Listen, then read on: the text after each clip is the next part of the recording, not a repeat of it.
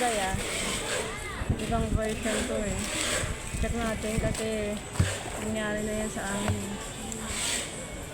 Check mo ha. Ibang version yun. Sige, check mo yun sir yan. Hanap ako doon ng ano. Ito eh. Tama. Hindi, may ano ako. Wait lang.